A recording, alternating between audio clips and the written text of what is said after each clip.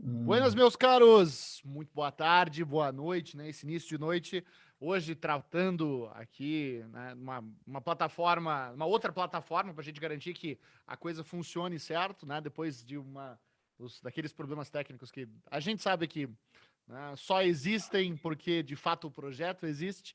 Quero dizer para vocês que é um prazer estar aqui, né, para mais uma sessão dessa nossa parceria com a Coordenadoria Regional do Instituto Brasileiro de Ciências Criminais, né, aqui do Paraná, sempre capitaneada por esse nosso fantástico, gigantesco Jackson Luiz Ilho. E quero, né, agradecer a participação de vocês, agradecer, né, a presença de todos e todas aqui nesse ambiente virtual. Nesse dia tão especial que nós temos o prazer de receber uma outra grande figura, né, ao acaso também paranaense, do direito penal, da dogmática penal, que é o professor Paulo César Busato.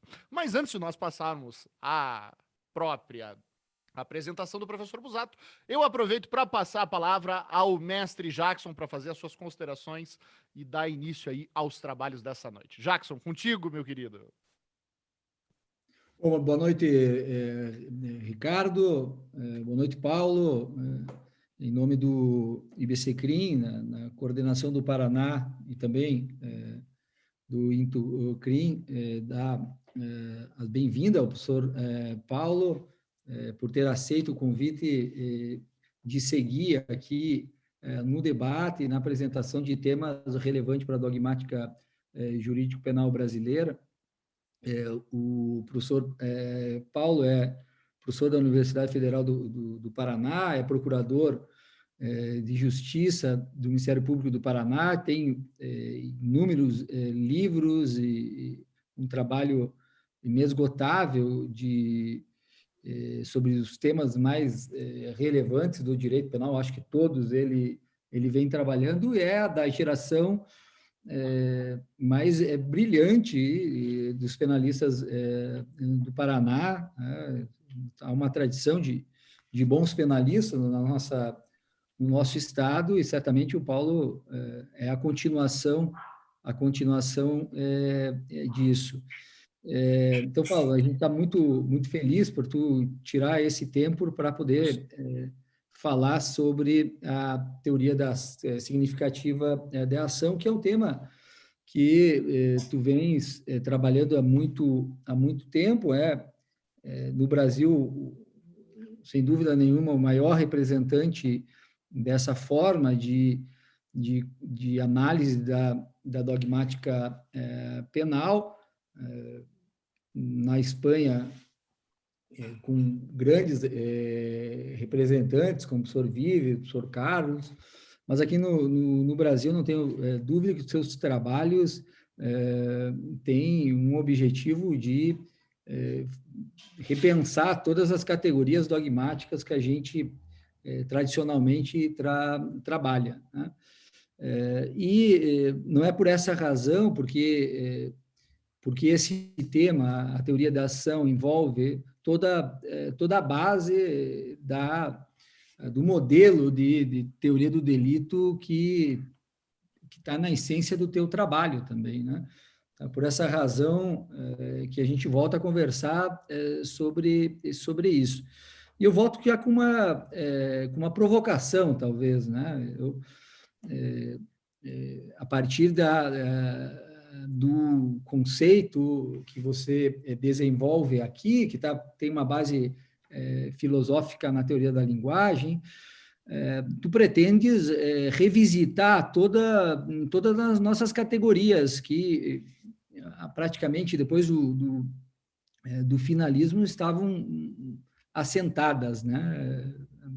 Tem algumas mudanças, evidentemente, mas a estrutura seguia a mesma. E com esse conceito, tu pretende rediscutir muitas coisas e praticamente revigora o conceito de ação, que é algo que foi, talvez, depois do finalismo, bastante deixado de lado, né? Então, eu te perguntaria, talvez eu já fazia duas perguntas aqui. O que esse conceito que tu vens defendendo, talvez lá desde o mestrado, com tanto vigor, provoca num sistema de direito penal comprometido com a liberdade. Tá? Esse conceito ele nos dá mais proteção da liberdade humana ou ao contrário, se nós, a partir disso, não estamos abrindo espaço para relativizações de determinadas categorias. E, claro, e aí uma pergunta um pouco maior, evidentemente que tu tens uma crença num poder da dogmática de nos dar racionalidade, de se tentar conseguir um direito penal democrático, ou pelo menos colocar as bases para um direito penal democrático. Todos os teus trabalhos estão comprometidos nesse sentido, não há um trabalho que tenha um perfil político criminal, no meu ponto de vista, que justifique um direito penal contrário à proteção da liberdade humana. De todo modo, falar de dogmática penal num país como o Brasil é sempre muito difícil. Hoje mesmo conversava com o nosso professor, o professor Munhoz Conde, e quando eu lhe enviei um parecer do professor Antônio Martins, do professor Juarez Tavares, sobre uma chacina ocorrida no estado de São Paulo, e onde ele discutia o enquadramento disso em dolo eventual ou, eventualmente, dolo direto, que era mais ou menos a conclusão. E aí ele me lembrava o seguinte, olha, que como é difícil fazer dogmática num país como o Brasil, né? Quer dizer, se ele já havia muitos problemas de ficar numa discussão causalismo, finalismo pós Segunda Guerra Mundial, como uma forma de mascarar situações reais, um país como o Brasil, onde se tem um número de mortes pelo sistema de justiça criminal absurda, até que ponto vale a pena insistir numa dogmática que nos possa dar uma segurança nas decisões judiciais, porque a gente não consegue efetivamente em algum aspecto até se indignar com tanta violência. Quem dera poder conseguir algo bastante racional de limitação a esse poder, sobretudo nessa época em que mesmo a lei penal não tem conseguido ser uma forma de barreira ou de decisões de plantão de alguns juízes ou tribunais. Então, colocando já essas duas questões que eu acho que estão, de certo modo, relacionadas, te passo a palavra, te agradeço mais uma vez e esclarecer a minha admiração, a minha amizade e o reconhecimento por tudo que tu tens feito, todo o teu esforço, embora sempre, evidentemente, vai existir divergências dentro da dogmática penal, mas isso faz com que a gente repense muitas das nossas certezas, das nossas convicções sobre a teoria do delito, sobre filosofia, enfim, sobre função, sobre a relação do Estado e do indivíduo, que é o que trata o direito penal. Tá? Então, te passo a palavra, seja bem-vindo, é um orgulho, uma grande honra para nós te receber aqui nesse final de tarde. Cabe primeiro agradecer aí a iniciativa do Jackson, do Ricardo, e dar uma boa tarde para as pessoas que eventualmente estejam conosco nesse momento. Eu quero agradecer também a excelente introdução que o Jackson fez, porque eu fui fazendo algumas anotações breves aqui para tentar seguir mais ou menos o raciocínio que ele colocou e tentar abrir esse debate, né? Claro que tem muita coisa, se a gente fosse falar das bases da concepção significativa da ação e etc., a gente poderia passar, talvez, eu costumo fazer isso em curso de vários dias, né? É muito difícil que a gente abranja tudo, mas eu vou tentar colocar ou seguir a pauta proposta pelo Jackson, porque me pareceu que ali nós vamos estar tocando em determinados pontos que vão remeter a outros e que, eventualmente, num debate a gente consiga ser mais didático, talvez, né? A gente abre com temas macro, porque as perguntas e as colocações do Jackson remetem a esses temas macro, e depois a gente vai esmiuçando aquilo que couber. Bom, a primeira coisa a dizer, Jackson, o que eu te diria. Há uma razão pela qual eu estudo o modelo da filosofia da linguagem aplicada ao direito penal, e é uma razão curiosa, mas que, ao mesmo tempo, abre passo para responder talvez metade das questões que você colocou. Quando eu estava no doutorado, você sabe que você fez o mesmo que eu, né? O mesmo doutorado, o mesmo trajeto, não é? A gente chega no doutorado ansioso por definir seu tema, por definir seu orientador, por definir sua tese, né? A gente quer fazer tudo no primeiro dia, né? É como se fosse engolir o mundo. E aí eles vão nos acalmando, dizendo, não, olha, calma, porque não se preocupe que... Eu ouvi essa frase da professora de metodologia, não se preocupe porque o tema vai te escolher. E eu não sei se você viveu essa experiência, mas eu vivi, né? O tema me escolheu, de fato, né? O momento em que, depois de uma aula do professor Carlos Martins Burran Pérez, uma aula sobre direito penal econômico, nem era sobre ação nem nada, mas ele comentou que ele adotava uma perspectiva a partir da filosofia da linguagem e me recomendou a leitura do livro do professor Vives. E eu fui ler o livro de Fundamentos do professor Vives e aquilo imediatamente me capturou de uma maneira total, né? Por uma razão muito elementar e que talvez seja a chave daquilo que a gente está debatendo ou das tuas propostas de debate. Qual é o bichinho que me mordeu ali ao ler aquilo? Eu percebi uma aproximação entre praxis e teoria. Isso talvez seja a grande chave e a chave pela qual a gente consegue trabalhar todos os temas que você falou. Então, eu proporia essa questão como uma questão fundamental, porque se a gente olhar historicamente o que representa aquilo que a gente chama de linguistic turn, não é? A volta linguística, o giro linguístico no plano da filosofia, ele vai corresponder a uma espécie de antifilosofia, uma filosofia da praxis, uma filosofia menos preocupada com metafísica ou até com filosofia da ciência, e mais preocupada com a correspondência com a praxis. E talvez seja esse o grande drama do direito penal. Quando você fala, puxa, dogmática, a expressão dogmática já é em si algo que remete à metafísica, né? de entrada. Né? Porque são reflexões e que têm ainda a pretensão de dogma, que se não é um dogma religioso, é talvez um dogma científico. E esse é o ponto de partida que o professor Vives, no seu trabalho, procura espancar. Não que ele não tenha uma referência kantiana, mas para ele a referência kantiana é o Kant da razão prática e não da razão pura.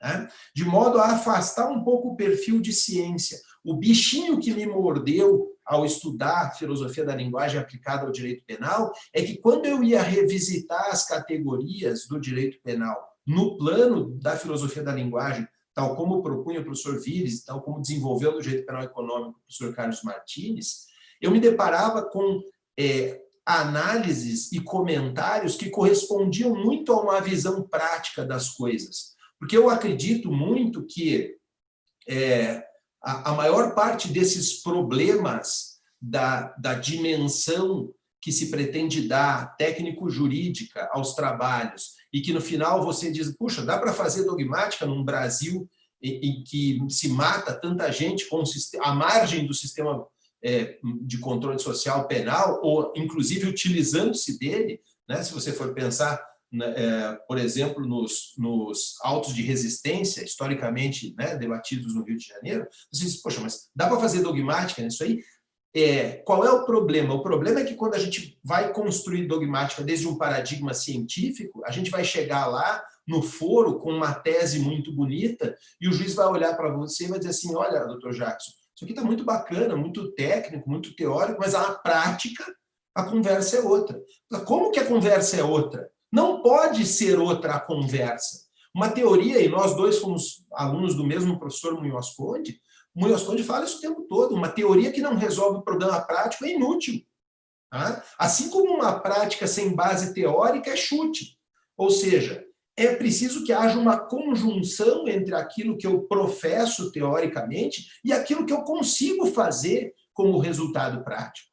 Porque, do contrário, há uma desconexão que não me permite inserir aquilo que eu construo como garantia no ambiente da praxis forense. Então, esse talvez seja o drama principal e que eu acredito que de todas as, vamos lá, de todos os paradigmas epistemológicos tomados na evolução das teorias do delito, o da linguagem é o que mais se aproxima da praxis e, portanto, é o que mais se aproxima da produção de resultados efetivos em termos de garantias. Eu acredito bem sinceramente que todas as teorias do delito, elas não foram desenvolvidas com o escopo de tornar, de produzir vilipêndio de pessoas. Isso é uma teoria da conspiração sem cabimento algum. É que, naquele momento, a gente tem que olhar para elas no seu contexto histórico, né? No seu contexto de desenvolvimento histórico, e às vezes até geográfico, né? Como é o caso de algumas teorias, como a do Jacobs, por exemplo, né? Que parece que não pode fazer sentido, isso é uma frase do professor Munhoz Conde, né? Pode fazer muito sentido lá no corredor de filologia da Universidade de Bonn, mas não aqui no meio dessa fumaça que a gente vive, né? Latino-americana, né? Então, claro, eu acredito que o desenvolvimento das sucessivas teorias do delito, isso está no livro de fundamentos do professor Vives, são sucessivas tentativas de aprimorar um mecanismo pelo qual a gente possa trabalhar com o exercício do controle social. E, claro, esse mecanismo de exercício de controle social é o mais grave de que o Estado dispõe, e, portanto, ele próprio tem que ser controlável. E eu acredito também que ele será tanto mais controlável quanto mais próximo ele se obrigar a estar da praxis, ou seja, quanto mais próximo ele se obrigar a estar de render contas a respeito do que faz, sem poder vestir o guarda-pó da ciência que o isenta de tudo, sabe? Das pretensões de universalidade, de conceitos, de apreensão de verdade. O professor Vives diz bem claramente isso. Está na hora dos juristas deixarem de lado uma pretensão de verdade e buscarem por uma pretensão de justiça. Essa frase é lapidar. Porque o tempo todo nós estamos falando de verdades. Veja no processo penal, quando se fala de verdade real, que chega a ser um pleonasmo, né? Qual é o problema com a verdade? Eu tenho um problema muito sério com a verdade, que a verdade é excludente, Jackson. Você já percebeu isso? Quando você olha, se você falar em verdade, todo o resto é falso. Né? Quando eu afirmo, por exemplo, sei lá, que isso aqui é uma caneta, não é uma cadeira, não é um livro, não é um telefone, é uma caneta. A afirmação de que isso é uma caneta exclui todas as outras afirmações a respeito do que é isso. Isso é uma afirmação do ser, do plano científico. O plano científico funciona assim: se afirma que algo é e todo o resto, portanto, não é, sob forma de exclusão. Né? Quando você adota um paradigma da linguagem, e a perspectiva do professor Vives é não se aproximar em busca da verdade, mas em busca de justiça, eu consigo debater a inclusão da opinião divergente.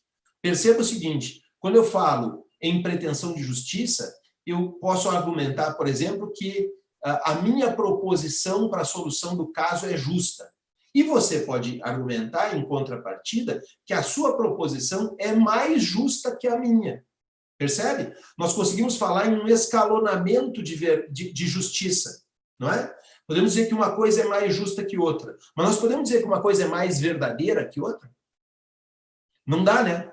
A verdade é excludente, a verdade é essa, o resto não é verdade. Aqui agora, pretensão de justiça, eu acho que isso é justo, você pode achar outra coisa mais justa do que essa. O que significa que é permitido discordar. E a discordância é a essência da linguagem, porque ela exige a participação do outro. Não existe linguagem privada. Não existe linguagem que eu possa fazer sozinho. Existe ciência que eu posso fazer sozinho. Experimentos que eu posso fazer sozinho. Linguagem eu não posso fazer sozinho. Eu só posso fazer linguagem na medida em que haja um interlocutor comigo. Né? E essa ideia de inclusão do outro é própria do paradigma da linguagem. Então, de entrada, eu acho que nós já temos um ganho exponencial de aproximação com a praxis, que resultaria em um sistema mais comprometido com a liberdade. Né? Porque a tua primeira colocação é o que o conceito significativo provoca em um sistema comprometido com a liberdade? Ele aumenta as garantias ou vilipendia essas garantias? Né? Acho que esse é o ponto de partida para a gente conversar. Primeiro, assim, eu vou fazer uma correção semântica no teu comentário, porque é uma coisa que eu também incorri muito no começo, mas hoje já me policiei bastante a respeito disso. A gente costuma trabalhar sempre com a ideia de conceito em matéria penal, né? E a gente sempre trabalhou conceitos de ação, conceito isso, conceito aquilo, conceito significativo. O professor Vives acha que não é o caso de trabalhar a ação como conceito, que a ação não tem um conceito, ela é uma concepção, porque ela não é descrita. O conceito é algo que eu descrevo, né? A compreensão de alguma coisa, ela demanda outra fórmula, né? Uma concepção significativa da ação significa eu concebo a ação como expressão de sentido em um contexto, né? Então, já não é propriamente um conceito, porque não é um dado empírico, não é disso que nós estamos falando. Nós estamos falando de uma análise de contexto que pode traduzir o significado de ação ou traduzir o significado de omissão ou de coisa nenhuma dessas, né? Então, o que é que eu te diria? Isso amplia garantias ou reduz garantias? Eu acho que amplia, e vou situar alguns pontos concretos em que isso fica bem claro. O primeiro deles é aniquilar de vez as duas fórmulas básicas de teoria do delito por sua insuficiência. Vamos lá. O primeiro grupamento de teorias, onde eu vou colocar aqui causalismo, finalismo e talvez algumas variantes do neocantismo, nas ideias de que existe uma ação que é a base de incriminação. Então, eu tenho uma ação ontológica no plano do ser, que é a base de tudo que se incrimina. Depois vem, em contraposição a isso, vamos colocar um outro polo, teorias axiológicas, que a gente pode começar aí, os funcionalistas, Roxin, Jacobs, Figueiredo Dias, todo mundo que vem depois dos anos 60, que começa já pela tipicidade, pela imputação, né? A estrutura da teoria do delito fala assim, tipicidade, antitipicidade, ou seja, desprezando completamente o conceito de ação. Vamos lá. Do ponto de vista dessas teorias axiológicas, me parece aí residir um grande perigo. Quando você trabalha com categorias axiológicas, começando pelo tipo, já não se quer mais responder ou fazer uma afirmação, como faziam as teorias clássicas, sobre um ser do crime, né? O que se quer saber é por que se pune. O Roxin vai dizer que se pune para proteção seletiva de bens jurídicos, o Jacobs vai dizer que se pune para a promoção da estabilidade da norma. São respostas diferentes a uma mesma pergunta. Por que se pune? Né? Escolhas axiológicas, portanto. Isso serve para nos dar um norte, que é muito importante, de perceber que o direito penal é uma escolha política. Isso é verdade. Só que o abandono da base teórica da ação permite um monte de abusos a respeito disso. Porque permite, por exemplo, a incriminação de estado de pessoa. Ora, se o tipo é aquilo que se escolher como válido normativamente, quer dizer, se passou... Vamos lá, vamos pegar a tese extrema, né, do Jacobs. O funcionalismo sistêmico, no sentido de que o direito penal é um sistema de normas que pretende manter-se estável e, portanto, pretende autopoieticamente sustentar-se, certo? Nesse contexto, a norma será válida se ela obedecer ao procedimento legislativo. Então, se obedecer ao procedimento legislativo e eu resolver criminalizar a conduta de ser, sei lá, de ser um partidário desse ou daquele partido, de ser alto, de ser baixo, de ser loiro ou ser moreno, isso está válido, porque se passar no sistema legislativo, o professor Jacobs não teria nem como base, não tem nenhuma base teórica capaz de criticar isso. Ou seja, morre uma coisa fundamental, que é a ideia de ter uma ação, uma conduta humana como base daquilo que se incrimina. Alguma coisa que alguém fez, vamos dizer, né? uma coisa que alguma pessoa fez deve ser a base daquilo que se incrimina, e não o que a pessoa é. Tá? Então, a mim parece que um modelo funcionalista extremo, ele conduz a deslocar o paradigma de um antropocentrismo para um normocentrismo, se pode dizer de algum modo. Né? A norma fica no centro com desprezo do humano. Isso é um perigo. Né? Só que a contrapartida das teorias clássicas, por exemplo, eu digo, bom, então isso não funciona, é axiologicamente perigoso, vamos retomar as teorias clássicas, porque, claro, elas sempre vão exigir uma ação. Mas qual é essa ação que elas exigem?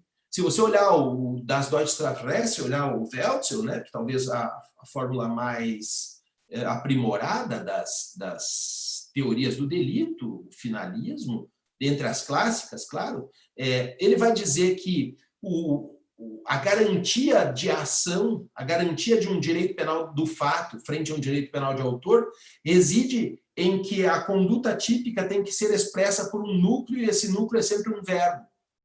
Né? Ou seja, a garantia que eu tenho de um direito penal do fato frente a um direito penal de autor é que eu vou expressar com um verbo um núcleo do tipo. Tá? Acontece o seguinte, existem muitos verbos, muitos, que não traduzem ação nem omissão. Tá? Eu vou te dar exemplos. Vamos começar por um exemplo muito simples, né? Chover. Qual é a ação? Não tem ação, né? Bom, mas não tem nem pessoa, porque chover... Claro, mas você vai dizer, isso é irregular, professor. Mas e os verbos referidos às pessoas? Os verbos que se referem às pessoas, todas podem, de fato, ser considerados ação. Será que podem? Quando eu digo assim, o Jackson é um jurista que brilha. O que é que o Jackson fez? O Ricardo é um sujeito que sabe muito. O que é que ele fez? Entende o que eu quero dizer? O fato de que exista um verbo não traduz necessariamente uma ação. É preciso que uma ação seja traduzida por aquilo que o sujeito pode ou não fazer. Ou seja, algo como que possa expressar o sentido de que o sujeito se conduziu de algum modo. Isso você vai dizer, bom, mas isso aí não é muito problemático em termos jurídico-penais. Ah, não? Pois então eu vou usar um verbo para vocês verem como isso é problemático. O verbo ter. Quando eu digo que o Jackson tem cabelo comprido, o que é que ele fez? Não fez nada, né? Nem cortou o cabelo, por exemplo, né, Jackson? Você não fez nada. Você não fez nada. Não se trata de um fazer. Ele tem o cabelo comprido, ou ele tem o cabelo escuro, castanho. O que é que ele fez? Nada. Quem tem não fez nada. No entanto, se incrimina quem tem pornografia infantil, quem tem drogas, quem tem um monte de coisas. Ou seja, a expressão ter como verbo não traduz ação. E há uma prova empírica para isso, se vocês quiserem discutir isso do plano do bem jurídico. O que piora da condição de qualquer bem jurídico a circunstância de que alguém o tenha? Pensa um pouco nisso. Como é que se piora? Ou seja, um bem jurídico tem que ser vilipendiado para que a gente possa falar em termos jurídico-penais, certo? Isso é uma base de um direito, de uma justificação material do direito penal. Ora, se ter não prejudica o bem jurídico, por que é que se incrimina ter? O que é que justifica que se incrimine algo que não chega a ser conduta? Algo que não pode produzir resultado algum? Então, veja, como é que se faz a crítica a isso? Ora, ter expressa o sentido de ação ou de omissão? A resposta para isso é não. Não obstante seja um verbo. Então, o que eu quero dizer é, ação como expressão de sentido limita quais verbos permitem incriminação. E se não fosse por outra razão, só essa razão já seria um recorte sensível de garantias frente a outras fórmulas teóricas. Então, para a tua primeira questão, O que o conceito significativo provoca em termos de um sistema comprometido com a liberdade? Aumenta as garantias ou as vilipendia? Eu diria que, sem dúvida, aumenta as garantias e já começa pela própria concepção de ação, né? Que não tem paradigma, não tem plano de comparação a respeito da crítica aos delitos de posse com relação a qualquer outra fórmula teórica do delito. Já começamos por aqui, né? E vamos combinar que tem uma quantidade enorme de delitos de posse, né? Nós poderíamos resumir de que uma primeira capacidade de rendimento seria excluir do direito penal todos os delitos de posse. Eu acho que sim. De entrada já seria isso. Vamos lá. Isso nós estamos falando só do conceito de ação, da concepção de ação, né? Porque daí depois, quando você se adianta a outras coisas, por exemplo, tem um livro, está aqui, ó. Esse é o último livro que o professor, monografia, que o professor Vives publicou, tá? É sobre omissão imprópria, tá? Nesse livro, o que ele vai sustentar é o seguinte: nós temos, por exemplo, as categorias omissivas e impróprias, né?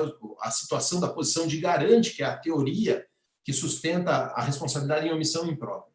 Diz o professor Vives que a posição de garante não é suficiente, desde um ponto de vista do significado, para resolver um problema de legalidade.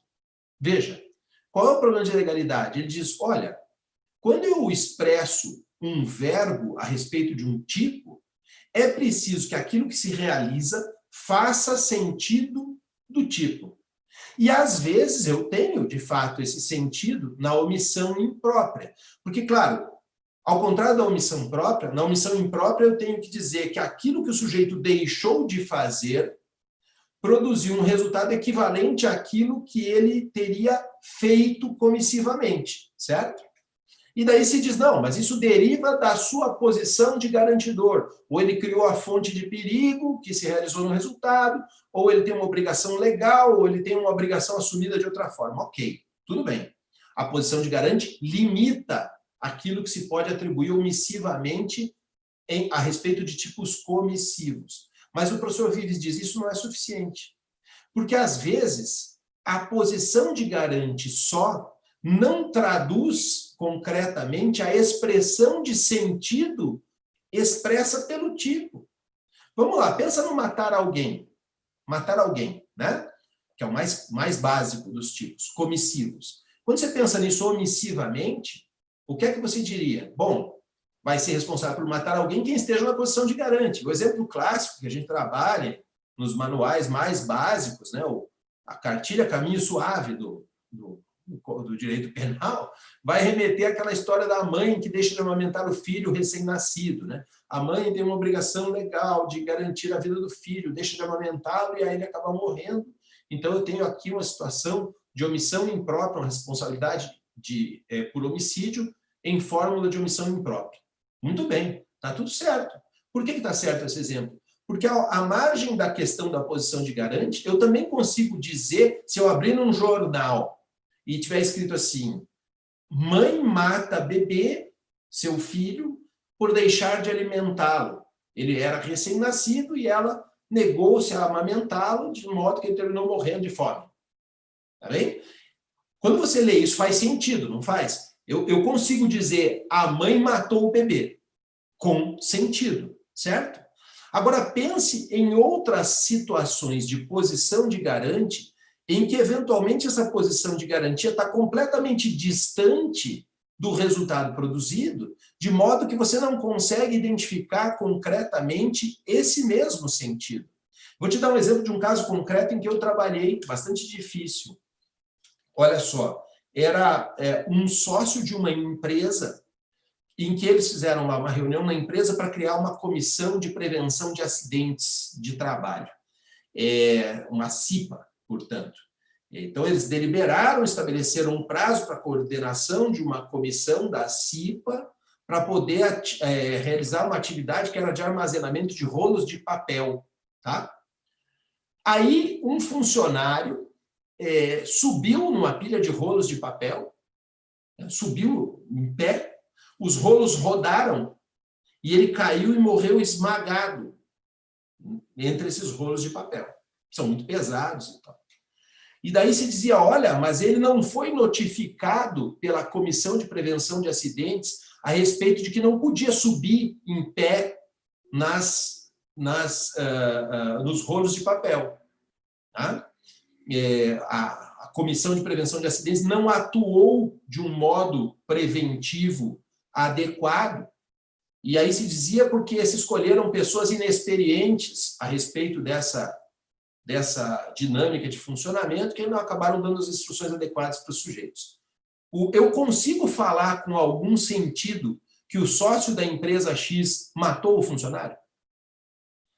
Quando eu olho para isso, olho para esse texto, eu consigo fazer uma conexão lógica entre essas coisas? Mas parece que não.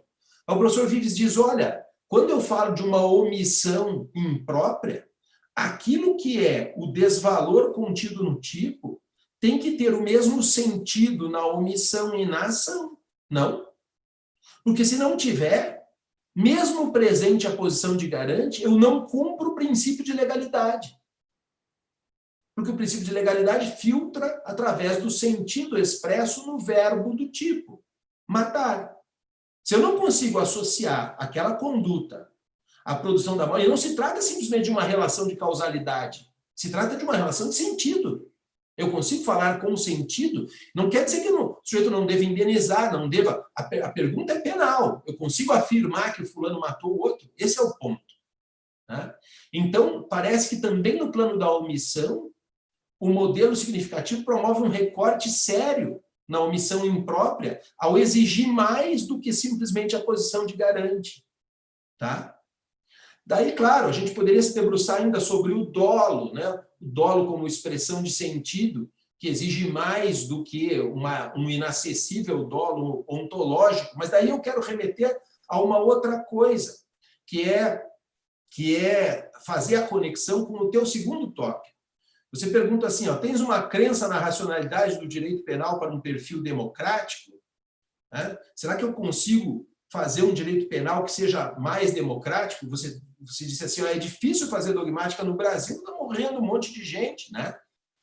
Será que dá para a gente adotar um perfil de um direito penal democrático? Porque você diz, porra, você trabalha muito com questão de democracia, de fato, nesse semestre eu estou dando aula tanto na graduação quanto na pós-graduação, em disciplinas, na graduação uma disciplina optativa, na pós-graduação uma disciplina regular do curso de doutorado e de mestrado, que é sobre autoritarismo, né? Autoritarismo e direito penal, fazendo a crítica do direito penal autoritário.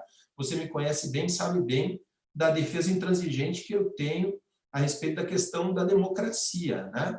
Então, se eu acho que dá para fazer uma racionalidade mais democrática, de um perfil ainda dogmático, em matéria jurídico-penal, eu acredito que sim, Jackson, porque senão a gente teria que desistir da dogmática, sabe? E desistir da estrutura de uma teoria do delito e deixar aberto o plano à casuística ia provocar uma coisa ainda pior do que aquilo que você já disse. Né? Você diz, olha, parece que nem mesmo o direito tem sido uma barreira aos tribunais, né? A atuação, vamos lá, talvez de um ativismo judicial, calcule se não tivesse uma teoria do delito. Né? Aí sim que a gente podia ir embora, né? Né? A coisa virava um casuísmo absurdo, não tem o menor cabimento. Claro que parece que a gente tem que construir um perfil mais democrático. E aí eu quero entrar usando o dolo como desculpa para entrar. Tá?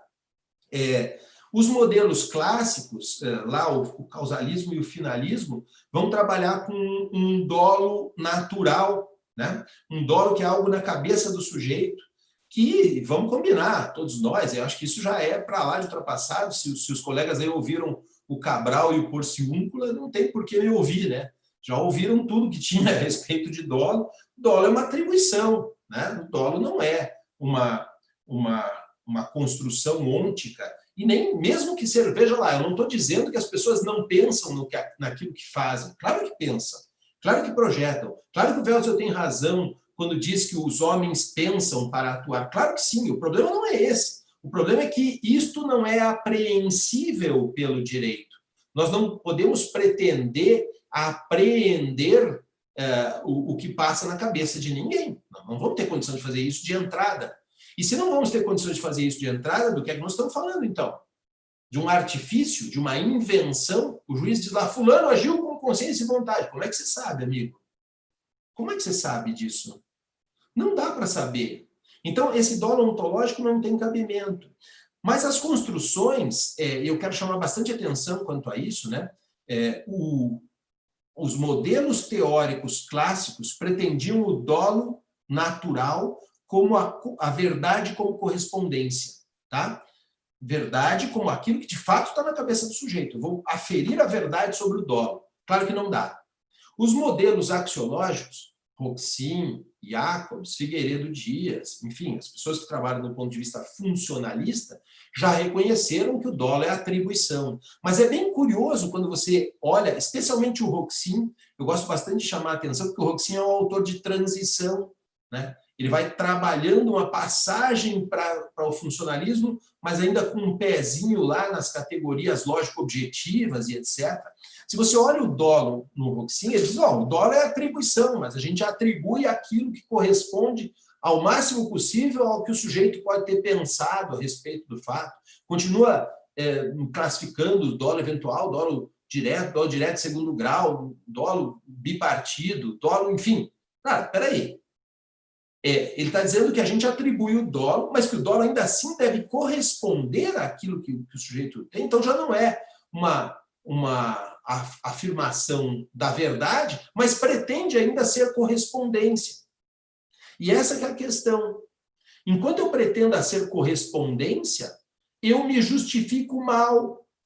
Eu vou continuar dizendo, vou encontrar lá nos julgados, o juiz diz, fulano agiu com consciência e vontade. Pô, como é que você sabe, cara? Como é que você sabe que agiu com consciência e vontade? Então, nós precisamos reconhecer, do ponto de vista do dolo, que o dolo é pura atribuição. Eu não sei, não saberei, e não há como saber, através do processo, qual era a pretensão do sujeito. O que eu posso tentar é amealhar o maior número de variáveis circunstanciais possíveis para justificar por que eu atribuo o dolo a esse sujeito. E aí sim, aí o que eu estou falando já não é mais uma pretensão de verdade, nem verdade como correspondência, nem verdade como equivalência. Eu vou estar trabalhando com outra coisa, que é uma categoria que é a pretensão de justiça. Eu pretendo que seja o mais justo possível. E isso, veja só, não é à toa que o Hassemer falava da compreensão cênica do dolo, que o dolo é a prova do dolo, né? O dolo é aquilo que a gente conseguir demonstrar sobre ele. Ele não tem um ser. Ele é atributivo puro, ou seja, é pura atribuição que eu faço a partir de indicadores que eu capturo no contexto. Tá? E isso é preciso reconhecer. E tem uma grande vantagem em reconhecer isso. Se eu reconheço que o dolo sou eu que estou atribuindo, eu me obrigo a justificá-lo melhor. Porque quando eu digo, olha, isso é o que correspondia ao que o sujeito pensa, o que eu estou dizendo é a mesma coisa. O sujeito agiu com consciência e vontade, ponto. Como é que eu cheguei nisso? Isso não interessa, né? Agora, se eu digo, eu estou afirmando ou dando a esse sujeito uma carga, eu escolhi dar a esse sujeito uma carga de desvalor de sua conduta como conduta dolosa. Daí você me perguntaria, por quê? E daí eu me obrigaria a dar meus fundamentos. Ora, porque ele tinha 6 balas no revólver e disparou todas as 6. Muito dificilmente seria um disparo acidental. Se ele tivesse disparado, acidentalmente, muito provavelmente teria sido uma bala só, não 6. Tá? Ele estava muito próximo do sujeito. Se isso fosse um disparo acidental, dificilmente ele estaria mirando para a cabeça do sujeito, como eram os disparos. Acontece que existe um dado lá atrás, há 3 meses atrás, eles discutiram e ele prometeu, na frente de várias outras pessoas, que mataria o seu desafeto. Ora, o que eu estou falando? Eu não estou falando do que ele pensou ou não pensou, eu estou dando indicadores probatórios objetivos que fundamentaram a minha decisão sobre por que eu dei a carga de dolo para essa conduta. Percebe? Então, o que acontece? Onde é que está um ganho de garantias aqui? Está um ganho na exigência de fundamentação. No momento que você tem que assumir a carga de dizer que eu desvalorei como dolo não é uma coisa que existe, eu que desvalorei como dolo, eu tenho que dar minhas razões. E aí as minhas razões podem ser ponderadas com as tuas em sede recursal e serem revistas como a opção mais justa, né? Você vai me propor uma análise dessas mesmas provas, você vai dizer, olha, de fato, ele disparou 6 balas, mas não era um revólver, era uma pistola automática, né? Segurar o dedo ali dessa pistola automática podia ser algo que, de fato, podia acontecer acidentalmente. Na verdade, o sujeito estava sentado na frente do réu, o réu estava em pé, e por isso que foi a bala na cabeça dele, não em outro lugar, né? Aquela discussão lá atrás, que vocês dizem que ele falou que mataria o sujeito, era uma piada. Ele estava dizendo, eu vou te matar de rir e tal. Quer dizer, você juntou as mesmas provas, fez uma análise diferente e jogou para o segundo grau dizer o que é mais justo em termos de análise. Percebe? Você está discutindo fundamentos. Você não está discutindo a existência de um dolo. Você está discutindo fundamentos. E quando você discute fundamentos, você obriga o julgador a justificar-se. Essa obrigação de justificar-se na praxis é um ganho imenso desde um ponto de vista dogmático. Tá? Então, claro, o que é que eu estou dizendo com tudo isso? Eu estou dizendo que usar a expressão de sentido, a filosofia da linguagem, como base epistemológica, permite uma estrutura de teoria do delito mais ajustada à praxis e com mais obrigações acerca de fundamentação. Então, claro, o que acontece aí? Eu estou chegando no teu último tópico, né? Nem mesmo o direito foi barreira aos tribunais. Ora, na medida em que a gente consiga obrigar os tribunais a falar, a dar seus fundamentos, eles vão se encontrar mais limitados naquilo que podem fazer e vão ser mais expostos à comparação de se aquilo que eles fizeram foi justo ou não. Eu acho que com isso a gente venceu aí um pouquinho mais do que a meia hora pretendida, mas pelo menos tocamos nos tópicos que você trouxe, né? O resgate da ação, o porquê e quais são uns ganhos de rendimento para a gente começar a conversar. Maravilha, Paulo. Belíssima explanação. Eu acho que tocou em pontos cruciais para nós. E creio também, estou convencido como você, de que nesses momentos de extrema violência do sistema penal, ou violência social, independente do sistema mesmo, não só da violência da polícia, mas da violência em si, a razão da dogmática se instalar é ainda maior, né? Que eu acho que só uma dogmática bem construída, sistemática, clara, pode nos dar boas soluções, previsibilidade nas decisões, né? Porque sem isso deixar, de fato, o poder se instalar independente. A gente precisa abrir a caixa preta dos fundamentos, né, Jackson? A caixa preta dos fundamentos da decisão. Eu não posso dizer que decido porque sim. Eu tenho que dar fundamentos e que me permitam ser discutidos. E uma dogmática também, que seja um direito penal orientado às consequências da atuação dele, né? Eu acho que isso talvez seja algo bastante fundamental aqui, né? Para a gente... não que as outras coisas também não sejam importantes, que a dogmática, a gente tem que estar aberto para isso, né? Saber onde a gente está fazendo essa dogmática. Mas, mesmo que a gente não consiga evitar algumas decisões absurdas, como uma boa dogmática, às vezes não é possível mesmo, acho que, no mínimo, a gente consegue constranger, né? Porque, assim, a dogmática tem uma racionalidade, né? Tem uma forma... Você consegue o epíteto de irracional àquilo que fuja de uma certa lógica de fundamentação, né? Eu tenho um pouco só de receio nas construções dogmáticas que sejam muito teóricas. Uma teoria, como tu falou no começo, tem que servir para uma prática, e uma prática que te dê boas decisões. Uma grande teoria que te dá péssimas decisões, serve para nada. Absolutamente nada. No Brasil, a gente tem um problema, né? Quer dizer, a gente tem muito problema, mas nesse aspecto a gente tem... a gente passou pelo finalismo muito mal também, né? Assim, no Brasil, até pouco tempo atrás, tinha gente aí dizendo que a parte geral de 84 era completamente finalista. Isso é uma completa imbecilidade, né? Uma loucura, assim.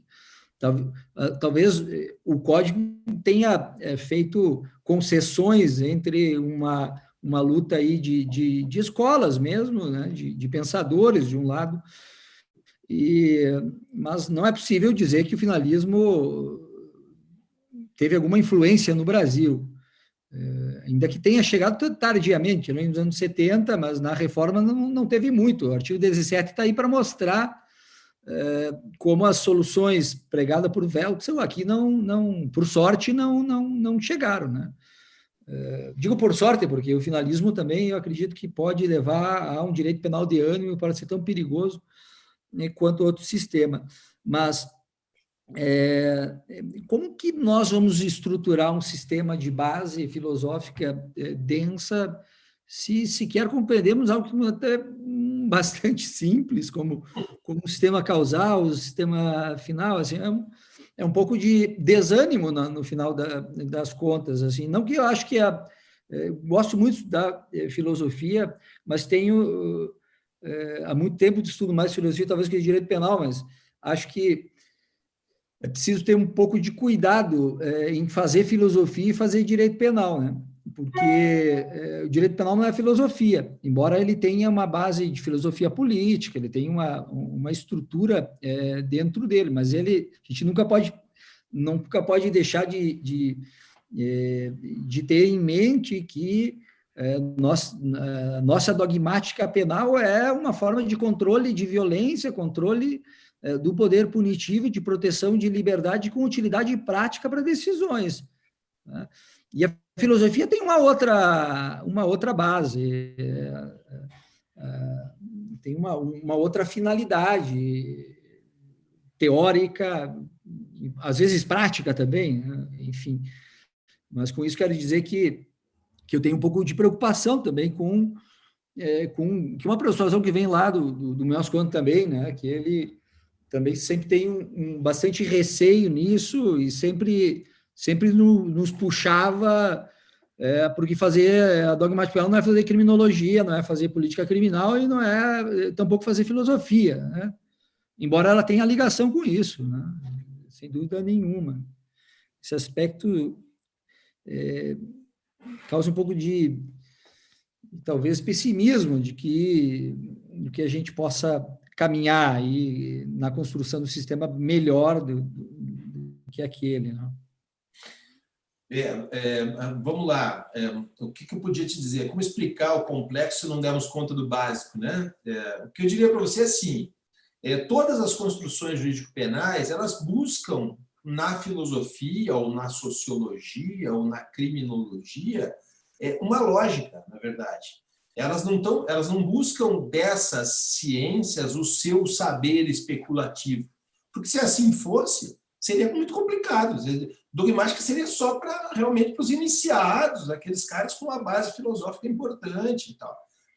O que se busca dessas estruturas epistemológicas é não outra coisa que não a sua lógica. Então, aí há um reducionismo no que se trata, porque, no fundo, um sistema de direito penal é um sistema de exercício do controle social do intolerável. Eu vivo dizendo isso, né? A função do direito penal é a mesma função da pena, é de exercer um controle social sobre aquilo que a sociedade considera intolerável. Como é que nós vamos tratar o intolerável? A pergunta é essa. A matou o B. Como é que nós vamos tratar isso? Como é que nós vamos sustentar? Não podemos dizer que isso está tudo bem. Então, vamos todo mundo se matando que está tudo bem. Não está tudo bem. Não está tudo bem. Há condições de convivência que são necessárias e aí nós vamos estabelecer certo controle sobre essas condições. Muito bem. Esse controle social do intolerável se utiliza das lógicas filosóficas, sociológicas, digo que sociológicas também, porque, por exemplo, no ambiente dos funcionalismos, né, o funcionalismo do Roxin tem muito mais a ver com Parsons do que com outra coisa, né? o funcionamento sistêmico do Jacobs, segundo ele, tem a ver com Luhmann. Isso é questionável, porque parece que ele faz uma apropriação parcial do Luhmann, mas, de todo modo, de uma corrente sociológica, não é bem filosófica.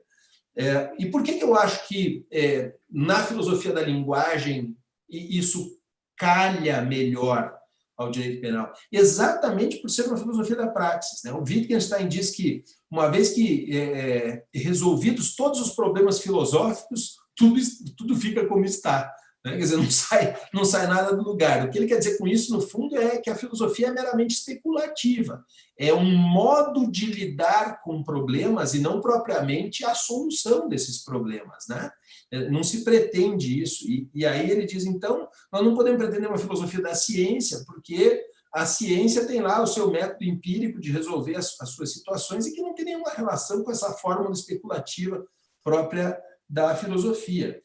E o que parece, bem sinceramente, quando você conclama a linguagem como aquilo que você vai prestar atenção do ponto de vista epistemológico para trazer as bases para o direito, eu tenho a sensação que nós estamos fazendo aquilo que sempre fizemos, né?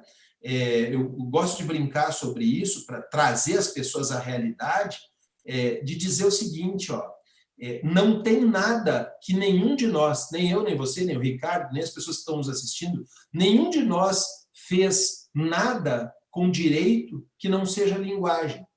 Já se deu conta? O que você já fez com direito que não seja ler, escrever, ouvir e falar? Tudo isso é linguagem. Você vai dizer, mas tem outros efeitos. Claro que tem. Por isso nós temos que estar preocupados com as consequências do direito. Mas nós temos que entender o direito como aquilo que ele é. O que ele é? Ele é um instrumental linguístico. Então a pergunta é, o que eu estou fazendo quando eu estou fazendo raciocínios linguísticos? Onde é que eu estou querendo chegar quando eu falo o que falo? A pergunta é muito para além do porquê se pune.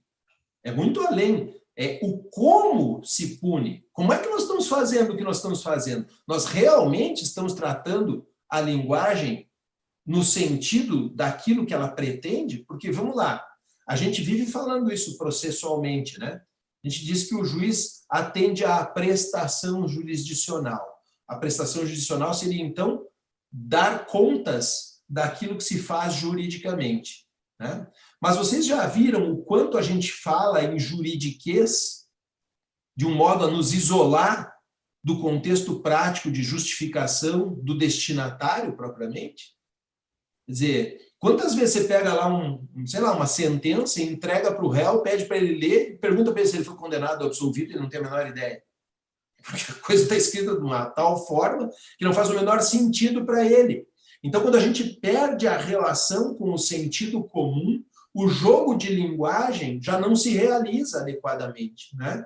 O jogo de linguagem só faz sentido quando o transmissor e receptor compartilham o quadro de mundo.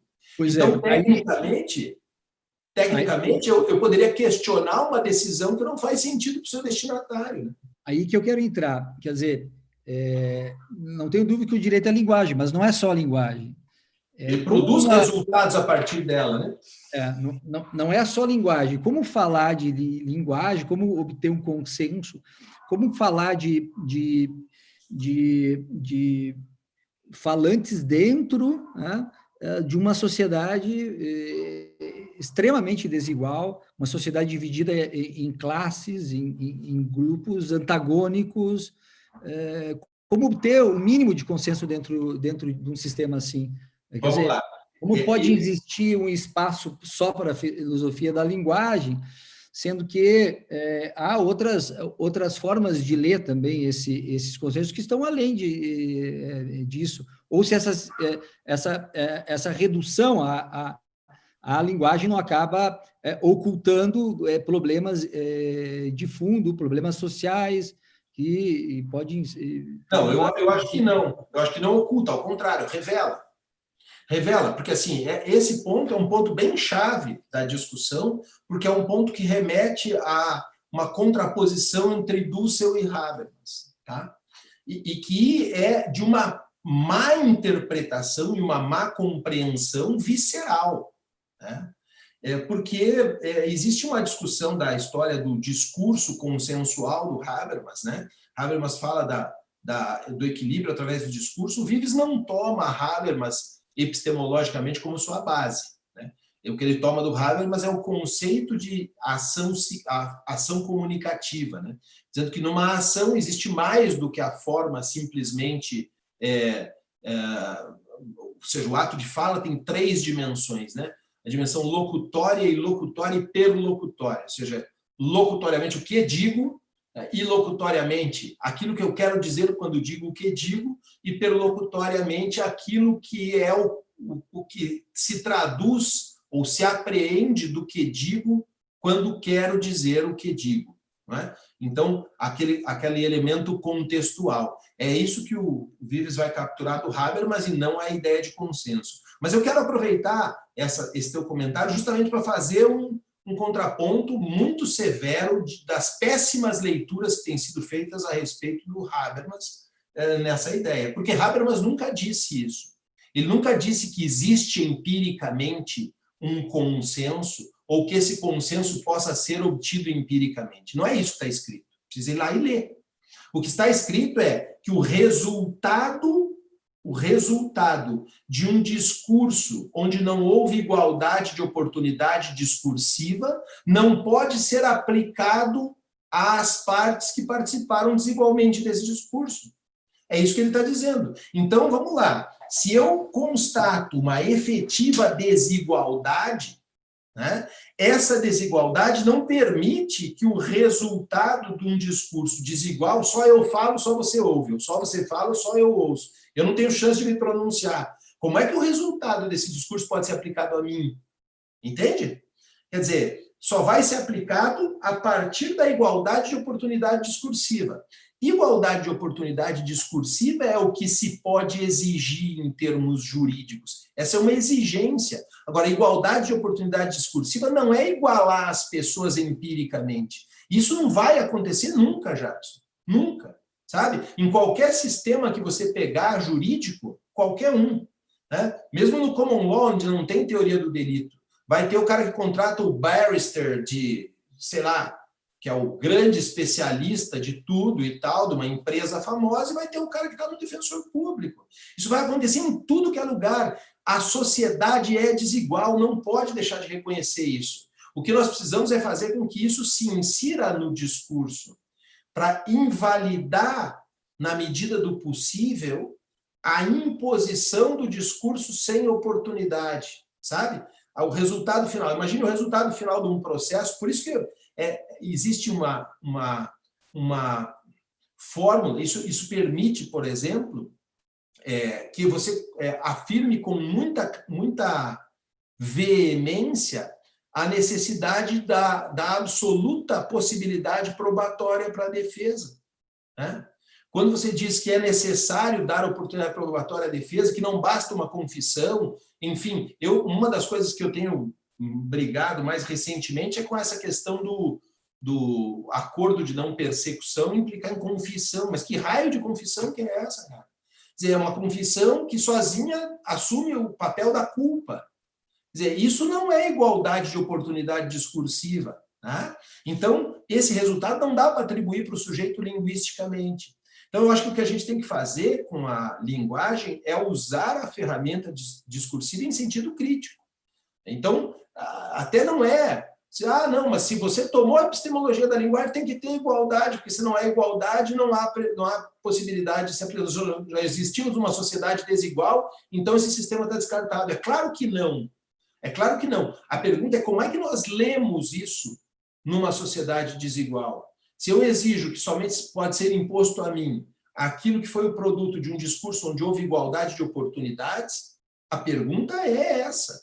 A pergunta é, vamos analisar esse dado dentro de um contexto de igualdade de oportunidade discursiva. Onde não houve essa igualdade, vou dar um exemplo bem concreto para você, que é aquele caso, você conhece esse caso, o caso do Geraldo Prado, aquele caso em que ele acaba absolvendo o sujeito que não tinha nem identidade, lembra disso?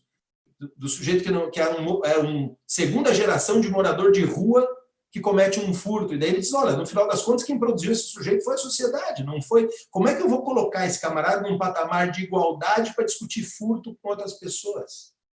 Né? Então, veja lá, desde um ponto de vista discursivo, eu consigo argumentar a absolvição desse cara de um modo com um fundamento muito mais interessante do que simplesmente dizer, olha, nós precisamos ter uma igualdade social, só porque essa igualdade social está fora do direito, né?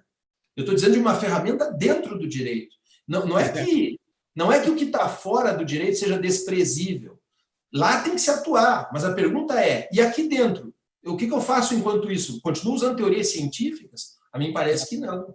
E aí, talvez seja um espaço para utilizar a filosofia da linguagem como uma restrição do direito penal. Por exemplo, fazem os republicanos que entendem a pena com sentido comunicativo, mas eles mesmos, aí na linha de Philippe Petit e de Anthony Duff, defendem que, quando não se estabelecer um processo de comunicação entre a vítima e o autor, ou seja, quando a pena não fizer sentido de comunicativo para o cara, que pode acontecer, por exemplo, em sociedades altamente desiguais, de estruturas onde que se aplica a pena, os caras nem entendem o que está acontecendo. Essa pena, né?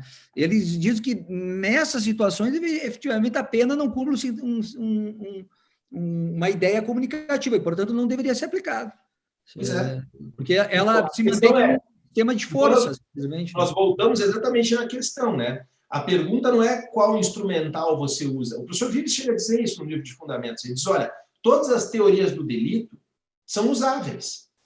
A pergunta não é qual é o instrumental que você está usando. A pergunta é como você está usando esse instrumental. Você está usando ele em sentido crítico? Você está usando ele em sentido de contrição do sistema punitivo? Ou você está usando ele como justificação do sistema punitivo? Né? Então, claro, todas as fórmulas elas podem ser manipuladas num sentido ou em outro. Então, mais importante do que dizer, olha, a minha base teórica é A ou B, é como eu uso. Claro, algumas ferramentas, e esse que é o ponto que talvez a gente possa chegar num consenso, né? Algumas ferramentas me oferecem um espaço mais amplo para ser crítico do que outras, né? Então, a meu ver, o que oferece em termos dogmáticos a base epistemológica da linguagem é um poder maior de crítica do que outras estruturas que a antecederam. Basicamente isso. Bom, muito bom. Bom, aqui a gente basicamente mapeou aí 3 consequências no dolo, na omissão imprópria e nos delitos de posse, que são talvez 3 temas centrais aí da teoria do delito. A gente poderia estender isso para analisar outras categorias, certamente. Olha, uma delas também e que foi tocada por você no teu comentário, é a necessidade de pena, né? No modelo do Vives, ao contrário de todos os modelos que o precederam, ele fala na pretensão de punibilidade, né? Dando um locus dentro da teoria do delito para aquilo que o Roxin mais ou menos torna etéreo, né? O Roxin diz que onde não há necessidade de pena, a gente não deve afirmar que há crime. Mas não explica muito bem como é que essa categoria se insere lá ele discute isso no plano da culpabilidade, mas não está muito claro onde que categoria é. E o Vives chama isso de pretensão de punibilidade. Diz, olha, onde a pena não faz sentido, menos sentido ainda faz afirmar que há crime. Porque se a única coisa que o direito penal produz é pena, ora, se eu não tenho sentido para a pena, ou se não há razão para o castigo, não há uma fundamentação lógica para o castigo, pois então não tem sentido afirmar que existiu crime, né? Claro. Então, esse é um convite interessante de conexão entre teoria da pena e teoria do delito. Né? Bom, vai ter que voltar aqui para a gente fazer uma extensão disso aí, mais um tema. Eu acho que a gente poderia também pensar em algo que acho que é válido também e começar a debater isso também lá na pena, né? Acabar com essa divisão. Falta muito escrito sobre isso, sabe, Jackson? Tem pouca gente debruçada numa coisa que é fundamental, né? No final das contas, o que interessa lá na ponta da corda é por que, afinal de contas, você aplicou pena. E se isso está desconectado do plano da teoria do delito, a teoria do delito, por muito dourada e bonitinha que seja, ela não resolve nossos problemas práticos, né? O problema prático central do direito penal é a aplicação da pena, né? Não dúvida. Maravilha, obrigado outra vez, Paulo, é uma satisfação para nós te receber e te escutar, e eu espero que tu possa voltar logo, eu espero que essa pandemia, enfim, termine uma hora e a gente possa nos encontrar e voltar a conversar, a debater e tanta coisa que o isolamento, na verdade, permitiu para nós que temos uma possibilidade ainda de ficar em casa e de estudar, esse privilégio, né? Certamente também mudou muita coisa que a gente estava pensando com tanto tempo para ler. Se bem que todo mundo tem trabalhado muito mais nesse sistema de outra forma. É verdade, é verdade. É verdade. A gente tem que começar a dar um basta nisso também, né? A gente tem que frear um pouco o nosso ímpeto. Não vejo a hora de apagar definitivamente esses aplicativos do celular e nunca mais aparecer na frente. Né? Vai chegar esse dia. Mas aqui, olha, nesse sistema aqui do IBCCRIM, você vai se recordar, eu já tive em uma outra ocasião a gente conversando, e eu estava fora do país até, naquela ocasião, acho que eu estava na Itália, nós fizemos uma transmissão também. Então, essas plataformas o que permitem é o acesso a muita gente, né? Para a gente poder difundir as ideias, sem prejuízo, evidentemente, que os debates pessoais aconteçam e é onde a gente acaba crescendo, né? Tendo mais tempo para conversar pessoalmente. Muito bom, muito obrigado outra vez e um forte abraço aí. Ricardo, tens algo para encerrar? Não, eu só tenho a agradecer de novo, né, pela brilhante exposição do professor Paulo. Tenho que admitir que, né, mais que uma vez, né, escutando esses dois queridos mestres conversando, tem muitos conceitos que, né, fazem assim, passam por cima da cabeça da gente e só mostra, de novo, que o caminho é apenas um, né? Estudar, estudar e estudar. Professor Paulo, muito obrigado pela tua participação. Jackson, querido, sempre um prazer ter você aqui e agradeço a nossa qualificadíssima audiência, né, por ter participado de mais esse programa. Com isso, eu encerro mais essa nossa transmissão e agradeço, né, e lembro que na próxima semana continuamos também, à segunda-feira, às 17h30, com a nossa programação. É isso, pessoal.